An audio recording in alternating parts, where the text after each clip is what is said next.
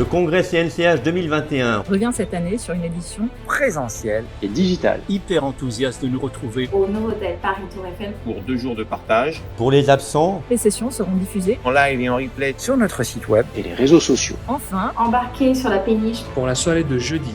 Alors, les 25 et 26 novembre, comptons sur vous. Bien, bonjour à tous. Je suis très heureux de vous retrouver tous enfin en présentiel, après ces 2 années de Covid. Même si le digital c'est bien, c'est agréable de pouvoir se parler, partager, échanger. Et on a la chance donc d'avoir notre président de la Société française de cardiologie qui est là aussi pour inaugurer ce congrès, avec Jean-Louis Hirsch qui doit nous rejoindre. Il y a beaucoup de nouveautés, vous allez le voir, avec des sessions scientifiques, beaucoup de symposiums, des ateliers, un parcours jeune comme habituellement avec le speed data, le quiz avec la battle des jeunes talents, et puis on aura une soirée conviviale ce soir où vous êtes tous conviés sur la péniche. Je vous incite aussi à aller voir dans l'amphi C, il y aura donc 3 JT, les JT du CNCH, avec des thématiques qui sont intéressantes et un peu innovantes. Et puis on va faire aussi pas mal d'interviews dans le salon COSI pour les Teco Message. Et ce congrès a la particularité d'être à la fois en présentiel et aussi en mode digital. C'est-à-dire qu'il y a beaucoup d'internautes qui nous suivent aussi à distance en live. Et tout ça donc sera en direct sur le site du congrès du CNCH. Je voulais remercier aussi les partenaires. Cette année, on a 27 partenaires qui nous font confiance. Et donc c'est très intéressant avec une trentaine de sessions. Donc bonjour Ariel, je vais te laisser faire la traditionnelle allocution du président de la SFC pour notre collège. C'est notre 27e session du congrès. Et donc merci de ta présence. On a passé un moment convivial hier soir au bureau, avec échanger avec les collègues. Et donc on est très honorés de ta présence aujourd'hui.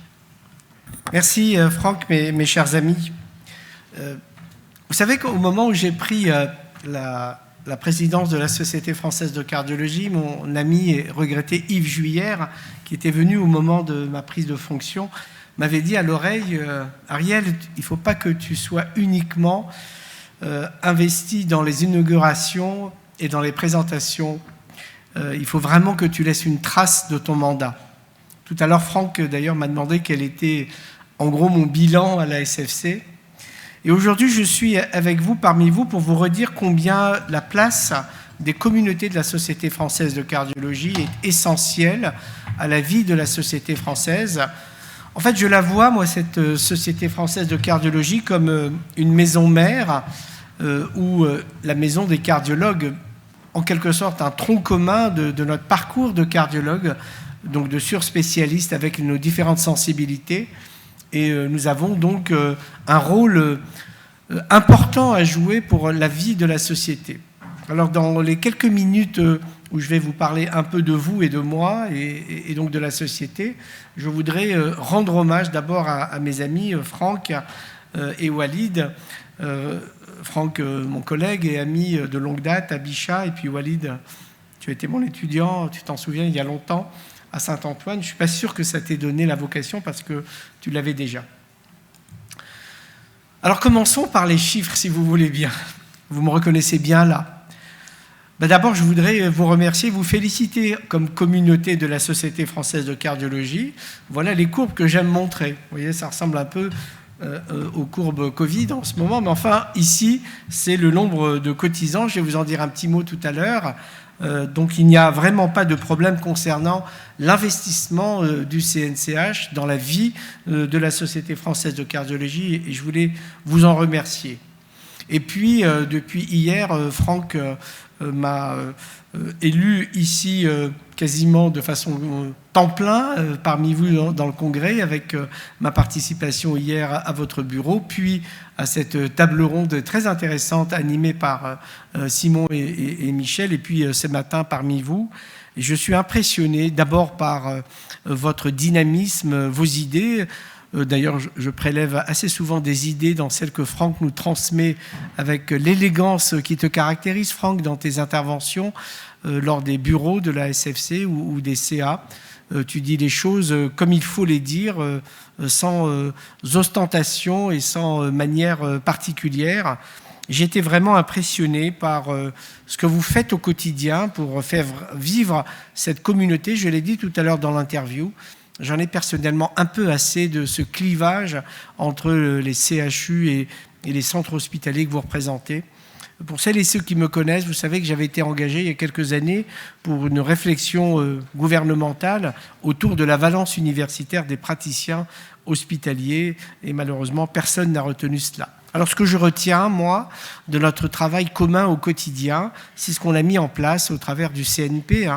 Le collège professionnel, vous le savez, aujourd'hui est une autorité qui est vraiment l'interlocuteur des tutelles, en particulier de la HAS. Et nous avons mis en place ce que j'appelle un quartet de direction au travers des 4 sensibilités, le syndicat, le CNCF, le CNCH et la Société française de cardiologie. Et puis, vous avez su montrer la voie aussi par votre innovation. Je crois que Walid a joué un rôle majeur dans ce domaine. Et puis, je vous ai suivi, moi, modestement, après avoir vu cette bonne idée qui était d'essayer de réagir à cette crise sanitaire qui nous a, je pense, tous sidérés, au moins pendant un temps, avant qu'on récupère une fonction quasi normale. Et donc, on s'est investi au travers de cette veille que vous connaissez, bibliographique. Merci Alexandre pour ta participation. Et aussi au travers des manifestations scientifiques, mais également au travers des prises de position du collège à différents moments, ou de la Société française de cardiologie à différents moments, par exemple au moment de l'alerte sur les myopéricardites post-vaccinales. Je pense vraiment qu'on a un rôle à jouer ensemble. Et puis ce congrès, je suis vraiment impressionné. Là encore, je suis allé dans votre studio Amphithéâtre C. Je pense que Franck a vu que j'ai sorti mon smartphone pour enregistrer et filmer. Je suis vraiment impressionné par ce que vous avez mis en place ici. Et je voudrais vraiment vous rendre hommage aussi pour ce programme que j'ai lu avec beaucoup d'attention. Alors, je ne vais pas monopoliser la parole. Je vais vous parler brièvement. Je l'ai fait longuement hier, quand vous m'avez accueilli à votre bureau. Vraiment, je vous remercie infiniment. Peut-être que j'ai été trop bavard, m'a dit Franck ce matin. Je pense que vous avez raison, c'est un peu mon défaut. Et je l'ai dit hier, Yves Juillère, mon ami, disait « Ariel, est-ce que tu peux essayer de mettre une ponctuation quand tu interviens ?» Il y a donc, je te rappelle, des virgules, des points-virgules, des points. Et donc, tu peux arrêter à un moment de parler. Alors, les actualités de la SFC, je ne vais pas les traiter, puisque j'en ai longuement parlé hier au bureau. J'ai pris 2 thèmes simplement dont je voudrais vous parler, si vous voulez bien. Je voudrais me justifier auprès de vous pour la partie cotisation qui vous concerne directement. On en a parlé hier en bureau. Et je voudrais vous dire un mot des journées européennes. Pour le reste, vous voyez, je vous ai mis une longue liste qu'on a partagée hier, que évidemment je pourrais discuter avec vous point par point, mais ça n'est pas l'objet. Sachez simplement qu'il y a une actualité à la SFC qui est le renouvellement du bureau. Le renouvellement donc de la présidence. Donc Walid fait suite à Franck et puis Christophe Leclerc va me succéder avec toujours cet accompagnement, ce tutorat habituel. Il y a aussi une actualité autour des élections à l'ESC, puisque cette année, nous avons la chance d'avoir un candidat à la vice-présidence qui est Christophe Leclerc, un candidat pour le poste de conseiller qui est Victor Aboyance, et une candidate pour le poste de membre du Nominating Committee qui est Martine Gillard. Donc il y a là quelque chose d'important. Et puis, on pourrait parler aussi longuement de toute la vie des communautés ou des registres. Je vous en fais grâce. Alors la cotisation, premier point que je voulais partager avec vous. Je sais que dans les forums et dans les échanges, il y a une incompréhension. C'est qu'est-ce qui leur prend brutalement. Alors hier, j'ai donné quelques chiffres que je vous rappelle. 8% des revenus de la SFC seulement viennent des cotisations et 60% des membres inscrits à la SFC ne payent pas leurs cotisations. Et donc c'est un vrai problème en termes de comptabilité, puisqu'on dépend donc à 92% des partenariats. Ça ne peut pas continuer, d'autant que nous avons un déficit annuel de 515 000 € pour 2020. Il y a donc aujourd'hui une vraie interrogation sur la pérennité de cette société à laquelle nous sommes tous attachés. Alors, vous voyez, j'ai fait un petit calcul rapidement et je vous l'ai mis sur cette diapositive. Ne regardez pas le détail, je vous en prie. Vous voyez, 150 €, c'est la cotisation jusqu'en 2021 compris. Vous voyez que quand vous regardez bien les sociétés donc, qui ont une taille, similaire ou proche à la nôtre. Nous sommes très très en deçà. Vous voyez que les radiologues, c'est 570 €, mais avec le congrès, et puis que les grandes sociétés, c'est plutôt 250 €. Alors j'avais réuni bien sûr le CA que j'avais interrogé pour essayer de trouver la bonne formulation, pour trouver la bonne somme. Je vous en fais grâce, et je suis arrivé à cette conclusion que je vous ai mise sur cette diapositive que j'ai animée. Voilà l'état actuel, vous voyez, 150 € avec donc un certain nombre de facilités, de gratuités pour beaucoup de spécificités juniors, seniors, internationales affiliés. Et voilà le nouveau tarif. Vous voyez qu'on est arrivé à 300 €, qui était un peu une somme peut-être électrochoc, en essayant d'intégrer le maximum de possibilités donc d'avoir accès aux avantages de la cotisation à la SFC, en particulier l'accès à Cardio Online et les 2 revues de la Société française de cardiologie, Archives, que je dirige toujours, et Archives maladie du cœur et des vaisseaux pratiques. Et donc, nous avons décidé, ce que vous voyez dans cette colonne, que le tarif réduit serait de 100 €, et nous avons également décidé de maintenir la gratuité totale pour les internes, parce que nous estimons qu'aujourd'hui, un interne a un salaire insuffisant pour cotiser raisonnablement. Et puis vous voyez qu'on a augmenté également les cotisations pour les groupes et filiales, simplement au prorata de la TVA. Pardon pour ces présentations triviales, mais je voulais vraiment m'expliquer auprès de vous. On a travaillé pendant 2 ans avec les comptables avant d'arriver à cette proposition qui va donc s'appliquer à partir de 2022. Une parenthèse rapide pour vous dire qu'on aurait pu intégrer les journées européennes. J'ai expliqué hier que c'était un manque à gagner important qu'a mis en avant Europa, et donc nous y avons renoncé au moins de façon temporaire. Et puis une dernière confidence que j'ai rappelée également hier. Rappelez-vous que les revues de la Société française de cardiologie coûtent 250 000 € à la Société française de cardiologie, car elles sont entièrement à la charge de la société sans que le titre nous appartienne. Dernier point, si vous voulez bien, les journées européennes. Alors cette année, je l'ai dit lors de l'interview avec Franck il y a quelques minutes, nous avons finalement intégré ce que vous-même vous avez intégré avec une variante. On a longtemps réfléchi, Franck, tu t'en souviens, en bureau, est-ce qu'on fait un congrès dans lequel on enregistre et on met en ligne sur une plateforme, ou est-ce qu'on fait un congrès présentiel pour stimuler la présence et une journée digitale? Il y aurait de quoi écrire une encyclopédie là-dessus.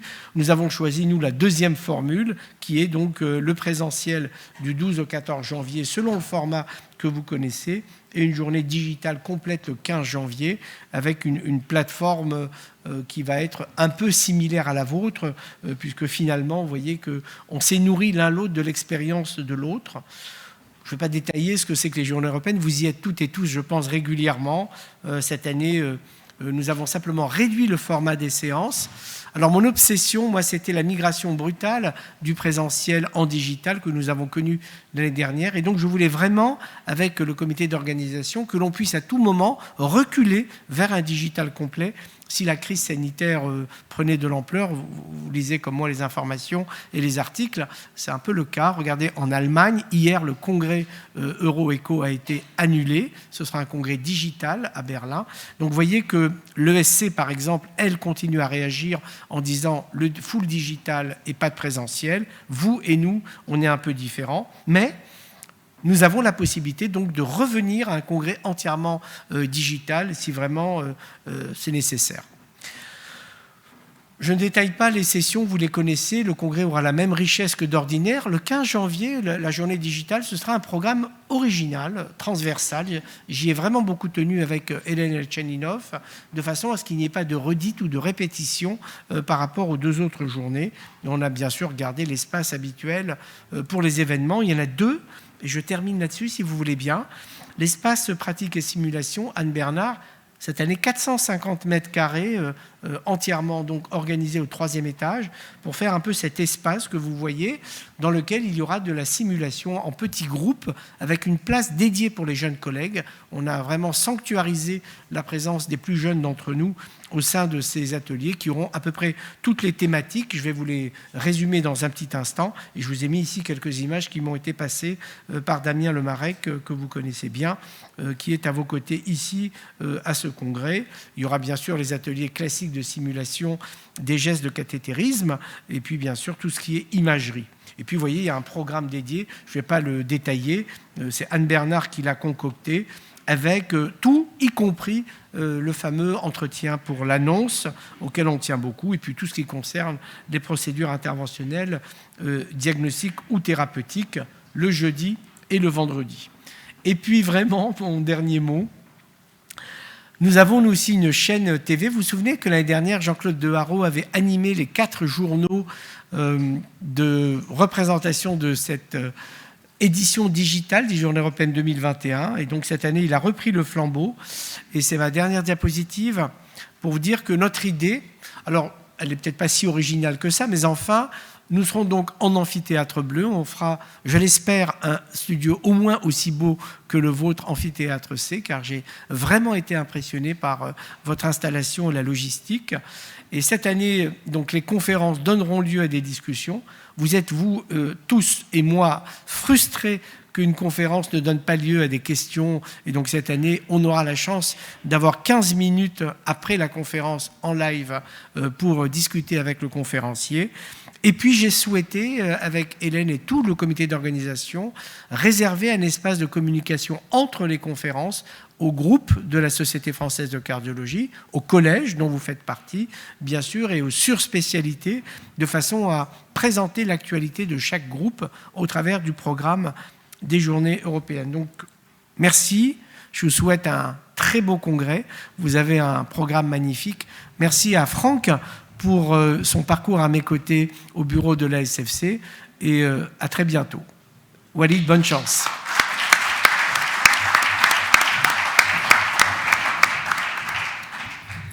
Merci Ariel, tes mots nous touchent beaucoup, à titre personnel. Je pense que c'est pareil pour Walid et pour l'ensemble du bureau.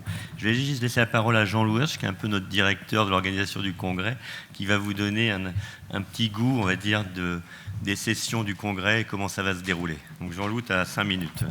Oui, ça devrait aller. Bah, écoutez, d'abord, enfin vous voilà. Enfin vous voilà. Ça fait 2 ans donc qu'on attendait de se retrouver physiquement. On est nombreux cette année, 640 participants, dont presque une centaine d'infirmières, des internes. Et ça, c'est quelque chose qui nous fait grand plaisir parce que les internes, c'est d'abord l'ouverture vers l'ensemble de la communauté médicale, mais c'est aussi nos futurs assistants, nos futurs PH, l'avenir des hôpitaux du CNCH. 2020, comme vous le savez, ça avait été une année difficile, ça avait été une année entièrement digitale, c'était moins bien, mais en même temps, ça a été un tournant. On ne fera plus jamais comme avant. Cette année, on a un congrès en présentiel, bien sûr, mais l'expérience qu'on a eue, notamment avec l'équipe de Meduvit et de Franck Zordan, c'est justement de pouvoir enregistrer en live, de pouvoir revoir, et cela permet non seulement à ceux qui veulent revoir une session d'y aller, mais également à ceux qui ne peuvent pas venir, parce qu'on ne peut bien évidemment pas complètement vider les services de cardiologie, donc ceux qui gardent le magasin, c'est bien qu'ils puissent quand même regarder le congrès. Donc plusieurs choses, il y a un site, il y a le site du CNCH bien sûr, et vous pouvez en direct aller sur le site cnch-tv-fr, pour assister. Il y a aussi les connexions par Twitter sur le hashtag CNCH Congrès, et on peut également aller sur Facebook par la même adresse. Alors, une organisation, oui, c'est vrai, Ariel, on a beaucoup travaillé là-dessus. L'organisation digitale, toute la communication, toutes les vidéos, c'est Meduvip, mais on ne voudrait pas oublier ni Europa, qui nous a toujours secondés et que je remercie, mais également l'ensemble des partenaires de l'industrie qui ont été fidèles et qui nous ont permis justement de mettre les moyens pour qu'on ait un congrès à cette hauteur. Je voudrais aussi insister sur et remercier la présence de nos collègues, qu'ils soient du Maroc, donc avec notamment le professeur Bénis qui va venir, ou du Sénégal avec le professeur Abdoul Khan. Ce sont des partenaires de longtemps. Ils ont été très présents notamment dans les webinaires.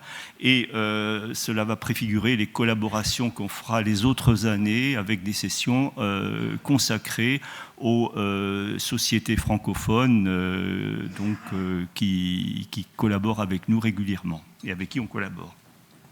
Alors, le congrès, en 2 mots, je vais essayer d'être relativement court. Il y aura des journaux télévisés, 3 journaux télévisés, donc, qui permettront d'aborder des sujets flash, des controverses. Et là, bien évidemment, ce sont aussi des journaux qui seront enregistrés.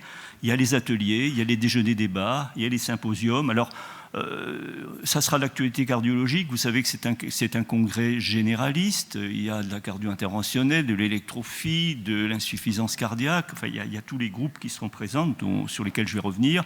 On va aborder bien évidemment l'actualité pharmacologique, les médicaments du diabète et dans l'insuffisance cardiaque, les PCSK9, on abordera également la télémédecine, on abordera également vendredi après-midi les méthodes et les techniques de demain ou d'après-demain. Donc on a invité des startups, comme on l'avait déjà fait il y a 2 ans et l'année dernière, et qui nous parleront de process qui sont en développement.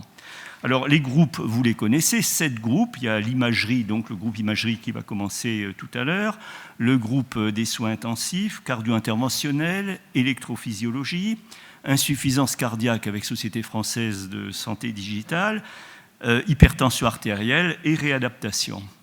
Alors, je voudrais peut-être terminer en insistant sur 2 éléments. Le premier, c'est la présence de plus en plus importante donc, des paramédicaux sous l'impulsion de Stéphanie Turpot et de Christophe Laure. On a un groupe qui s'étoffe. On a commencé petit, on était à 20, 30 et maintenant on approche la centaine. Et c'est grâce au travail qui a été fait. C'est pas facile de demander actuellement aux infirmières et aux aides-soignants de venir dans des périodes où les hôpitaux sont en tension.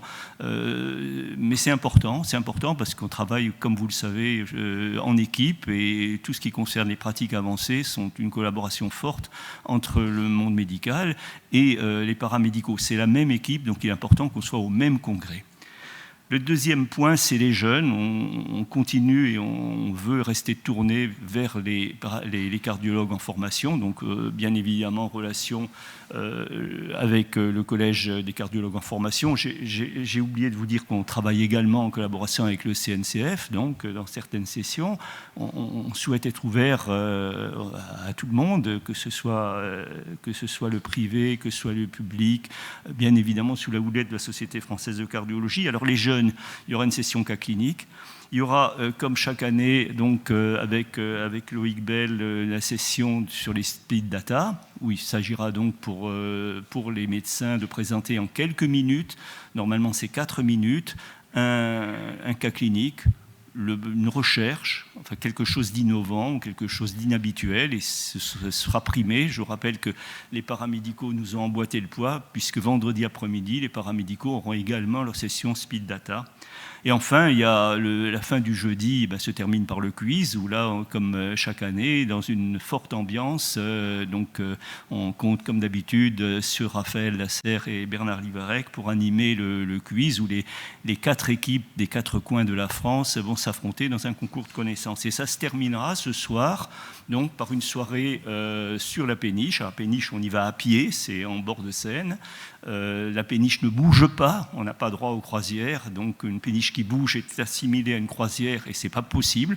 Et puis en fait, si elle bouge pas, c'est bien aussi parce qu'on peut rentrer, on peut sortir, donc on est beaucoup plus libre. Donc on fera une remise des prix. On aura aussi le plaisir d'avoir François Duclos et son orchestre qui vont animer la soirée, et on espère que la soirée se finira tard. Je vous souhaite à tous un bon congrès.